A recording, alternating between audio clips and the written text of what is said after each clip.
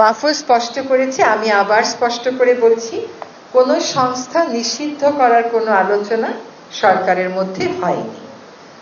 দাবি অনেকেই উঠতে পারে, দাবির সপক্ষে মানুষ অনেক কর্মসূচিও দিতে পারে।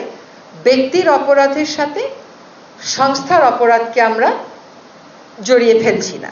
এখন একটা সুনির্দিষ্ট অভিযোগের ভিত্তিতে একজনকে গ্রেফতার করা হয়েছে, তার ব্যাপারে একটা আইনি প্রক্রিয়া চলছে। তিনি অভিযুক্ত হতেও পারেন, অভিযুক্ত নাও হতে পারেন, সেটা আদালত দেখবে।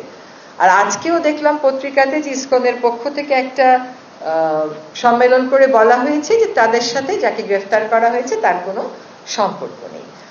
আর এটা হচ্ছে আপনার প্রথম প্রশ্নের উত্তর। দ্বিতীয় প্রশ্নের উত্তর হচ্ছে যে সংস্কার 6টা কমিশনকে সময় দেয়া হয়েছে ডিসেম্বরের মধ্যে, এবং তাদের মধ্যে প্রায় মানে কেউ কেউ বলেছেন ডিসেম্বরের মধ্যেই দিবেন, কেউ কেউ বলেছেন 1-2 সপ্তাহ সময় বেশিও লাগতে পারে।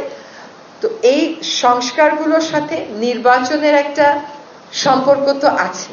এই সংস্কারের প্রস্তাবগুলো আসবে, এগুলোর উপর জনগণ কথা বলবে, চূড়ান্ত একটা সংস্কার প্রস্তাবনা হবে, সেই মোতাবেক যে পদক্ষেপগুলো নেওয়া সেগুলো আমরা নিব। আমরা বারবার বলছি, যত দ্রুত সম্ভব সংস্কার শেষ করে আমরা নির্বাচনের দিকে যাব। নির্বাচনের একটা নির্বাচন শুরু করার প্রাথমিক কাজগুলো কিন্তু হয়ে গেছে, নির্বাচন কমিশনও গঠন করা হয়েছে।